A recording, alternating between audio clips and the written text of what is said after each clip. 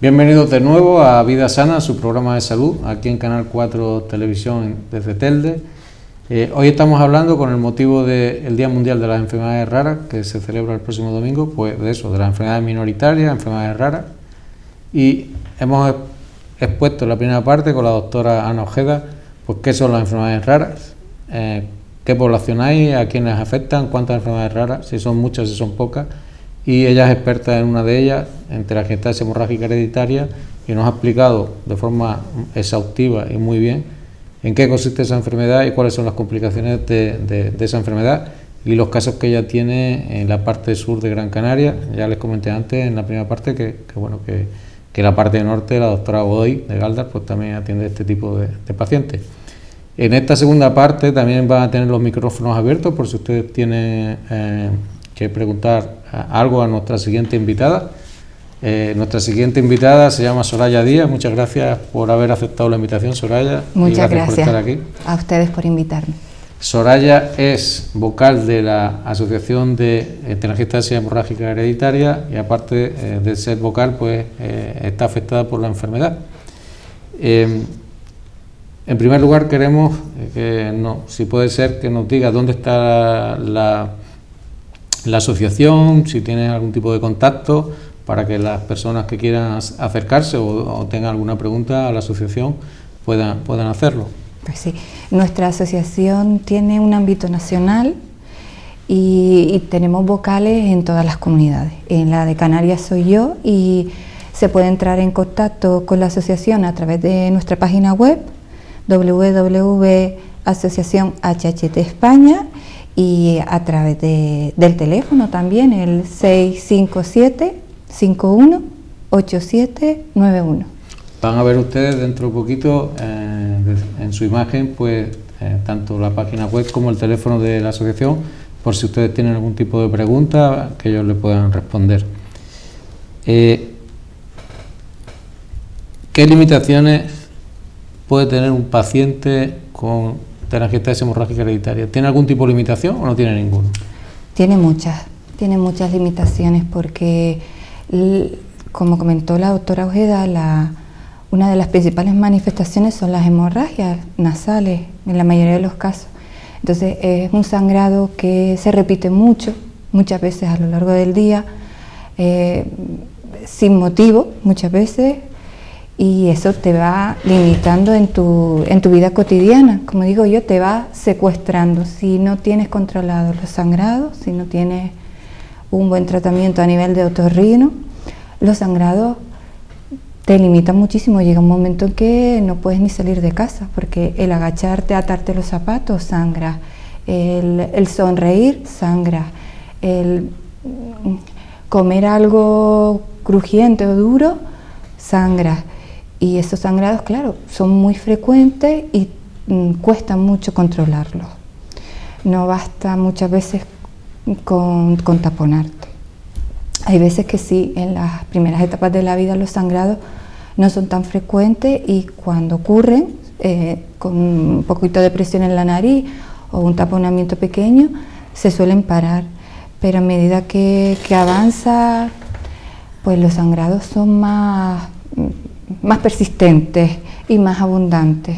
Entonces, la principal limitación es esa, en tu vida cotidiana, a nivel laboral, a nivel familiar, a nivel social, porque además la sangre es muy escandalosa.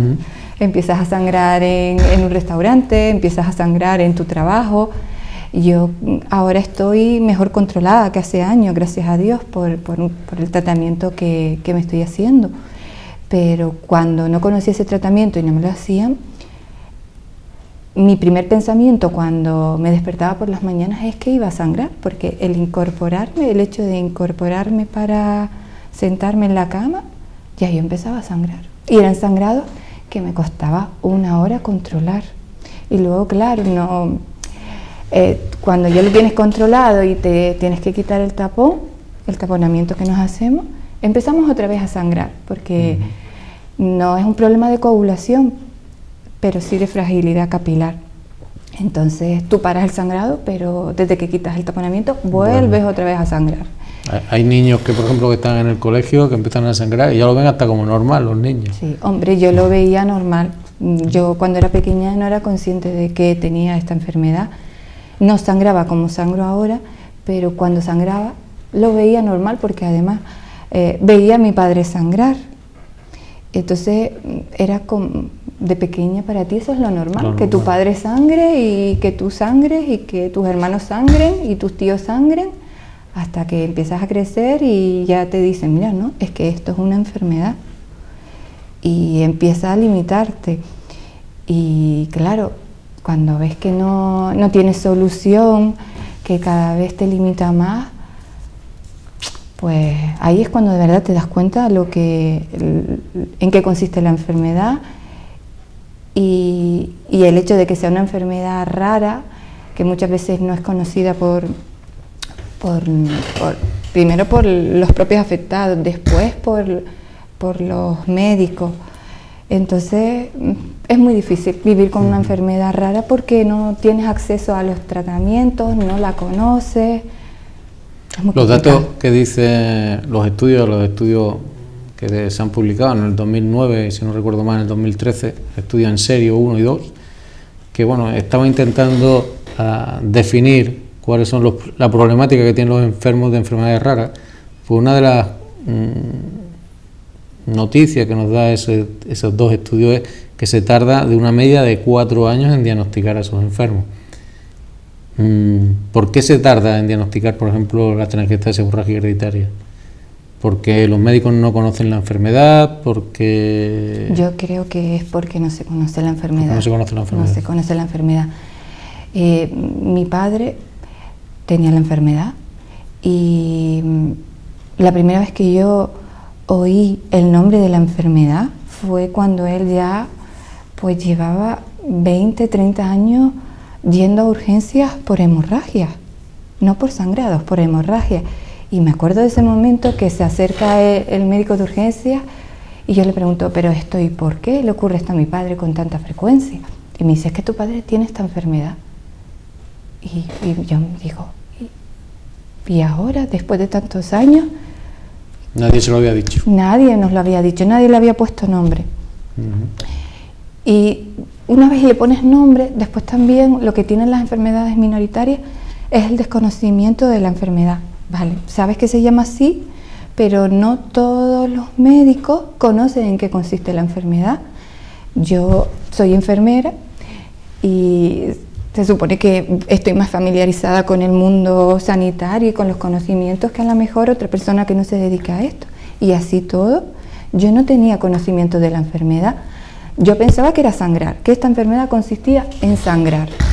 Y cuando conocimos la asociación y fui a la primera asamblea de pacientes, yo llegué a pensar que me había equivocado de enfermedad o de asamblea, porque empezaron a hablar de las malformaciones arteriovenosas, del estudio genético, de un montón de información que yo no tenía. ¿Y esto qué es? Y yo dije, pero ¿de verdad yo puedo tener una malformación a nivel cerebral o puedo tener una fístula pulmonar? Te queda... Eso supone que el desconocimiento. hay que formar a la gente, hay que formar a los médicos y hay que formar para que conozcan las enfermedades minoritarias. Sí. Y eso es tarea de los médicos que se dedican a enfermedades minoritarias. En este caso, pues en el RENDU o en la telangiectasia hemorrágica, pues tienes que formar a los diferentes profesionales para que conozcan la enfermedad y para que la sospechen en algún momento. También es importante desde el punto de vista de la asociación. ¿Cómo funciona la asociación? ¿Dais a conocer? ¿Tenéis algunos medios de difundir conocimiento? Sí, nuestra asociación tiene su página web donde nosotros explicamos en qué consiste la enfermedad. Y ahí aparece el rótulo de la página web y los teléfonos de la asociación. Sí, muy bien. ¿Tenéis ahí formas de formación? ¿Podéis formar a la gente desde ahí? Nosotros lo que hacemos es tener toda la información ahí y luego cada 2 años hacemos una asamblea en la que se invita a los especialistas que son referentes a nivel nacional para que nos den charlas y ahí aprendemos muchísimo de nuestra enfermedad. Eso es la labor de la asociación, fundamentalmente es dar a conocer la enfermedad, en qué consiste, apoyar a los enfermos, porque una vez y conoces la enfermedad, otra cosa que característica de las enfermedades minoritarias es que te sientes solo. Yo cuando yo pensaba que mi enfermedad era mi familia era la única aquí en Gran Canaria, y cuando conocí la asociación y empecé a indagar, pues descubrí que había muchas más familias, y en la asociación pues compartes momentos con otras personas que la padecen, y aparte de saber que tienes sangrado y que tienes fístulas y que tienes que hacerte X controles, pues te ayudan a llevar tu día a día, porque te dan consejos, aprendes de las experiencias de ellos, te sientes acompañado, te asesoran. Hay un registro a nivel nacional de telangiectasia hemorrágica hereditaria. Ahora mismo creo, si no me equivoco mal, lo están dirigiendo desde Barcelona, desde la Sociedad Española de Medicina Interna. Y bueno, primero, para saber más de la enfermedad tenemos que saber cuántos enfermos existen y dónde están y qué genética tienen. Es importante saber pues cuántos enfermos existen en Gran Canaria, qué genética tienen y qué complicaciones tienen. Dentro de la vida de un enfermo de telangiectasia, ¿tiene que tener algún tipo de cuidado con la dieta? Sí. Tenemos que evitar el alcohol, porque produce dilatación de los vasos sanguíneos, y como los tenemos frágiles pues se nos rompen. Tenemos que evitar el tabaco por la afectación que tiene general, pero además en la mucosa nasal, que es donde nosotros uno de los órganos más afectados, porque tenemos muchos sangrados nasales. Tenemos que evitar la cafeína, tenemos que evitar el estrés, tenemos que evitar los picantes. En líneas generales esos son los cuidados. Llevar una vida sana, en resumen, pero luego tener cuidado con una serie de cuidados, ¿no? Sí, sobre todo con la alimentación, el alcohol y el tabaco.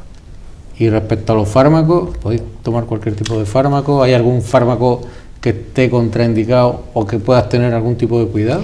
Podemos tomar cualquier tipo de fármaco, pero sí es cierto que tenemos que tener cuidado a lo mejor con los antiinflamatorios o con los antiagregantes, porque claro, como te licúan un poquito más la sangre y nuestras venas son más frágiles, pues igual vamos a notar que sangramos un poquito más, pero muchas veces no es así. Depende de la persona, pero en principio no hay ningún fármaco contraindicado.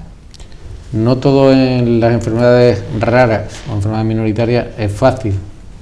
A veces te encuentras con pacientes complicados donde tienes que tomar decisiones complicadas. Por ejemplo, recuerdo en telangiectasia hemorrágica hereditaria cuando existen, como decía la doctora Ojeda, malformaciones en el pulmón, cerrar una malformación o no, si hay hipertensión pulmonar, incluso el paciente puede empeorar. O sea, no todos los enfermos son iguales y no todos los enfermos son fáciles de controlar. Entonces, algunos necesitan un poquito más de estudio y por más complicaciones. El día a día de un enfermo de enfermedad minoritaria, enfermedad rara, lleva unas consecuencias laborales, sociales, en el colegio, de gastos. ¿Cómo es convivir con un enfermo o con una persona que tiene la telangiectasia hemorrágica? ¿Quién ayuda a esas personas? Mira, la familia. La familia es el apoyo fundamental. Y claro, tú sufres porque tienes la enfermedad y sufres porque ves que ellos sufren, porque esta enfermedad, cuando va avanzando la edad y tienes más sangrado y más hemorragia, pues es un sinvivir porque puedes sangrar en cualquier momento y los sangrados son difíciles de controlar. Entonces la familia lo pasa mal. La familia lo pasa mal. ¿Tenéis algún apoyo de instituciones públicas, privadas? El único apoyo que nosotros tenemos son nuestros médicos, sobre todo a nivel de medicina interna, porque hay que decir lo bueno, pero también hay que decir lo que no es tan bueno, y es que a nivel de otorrino, aquí por lo menos en la isla, echamos en falta que se hagan tratamientos que se están haciendo en otros hospitales de la península, como en Madrid, en el País Vasco. Yo soy un ejemplo. Yo antes de hacerme el tratamiento que me hago en Madrid, no podía ir a trabajar. Yo estaba continuamente cogiendo baja. No, vamos, iba al supermercado y muchas veces tenía que dejar el carro de la compra lleno porque empezaba a sangrar y no podía controlar el sangrado y me tenía que ir. Y desde que me empezaron a hacer la escleroterapia, que es la técnica que comentó la doctora Ojeda antes, mi vida ha mejorado muchísimo, casi no cojo baja, mis sangrados son pequeños y los puedo controlar. Llevo casi una vida normal, pero hay otras personas como mis tías y otras familias que no pueden coger un avión porque sangrarían muchísimo por el aumento de la presión y por el estrés y el cambio de aire, que no se pueden hacer ese tratamiento y están transfundiéndose una semana así y otra también. Y una pregunta que no sé, aunque no sé si será indiscreta o no, tú vas a Madrid a ponerte un tratamiento, ¿quién te costea ese? Me lo pago yo. ¿Te lo pagas tú? Yo me pago, o sea, el billete no de ningún avión. Tipo de ayuda. No, me pago el billete de avión, me pago el alojamiento, voy el día de antes e intento no volar el día que me hago el tratamiento, porque suelo estar, cuando salgo del tratamiento, salgo con la nariz totalmente taponada, la cara hinchada y me quedo ese día en el hotel. Eso significa que tenemos que trabajar en dos tipos de cosas.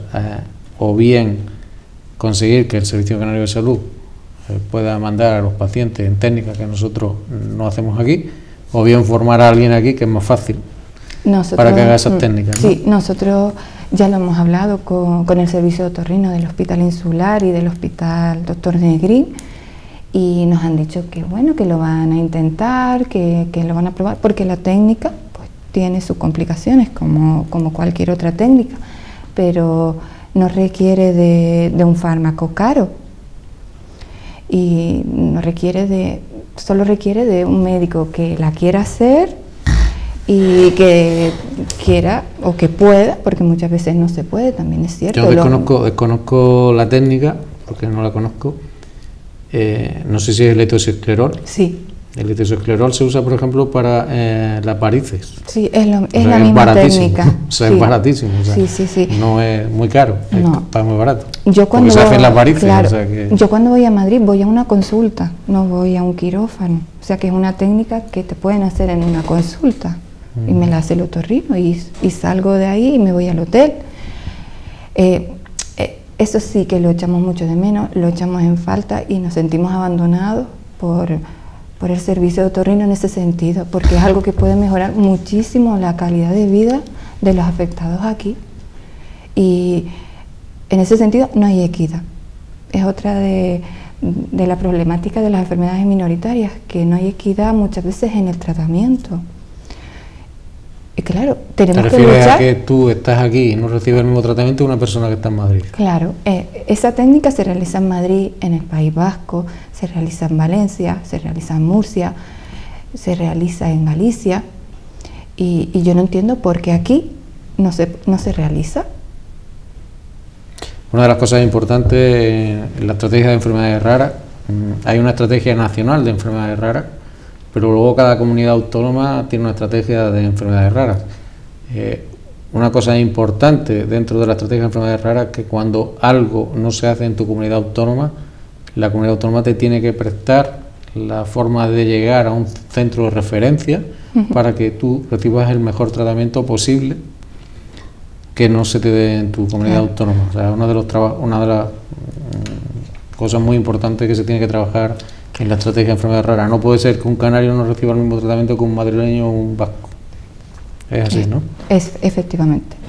Es duro, pero es así. En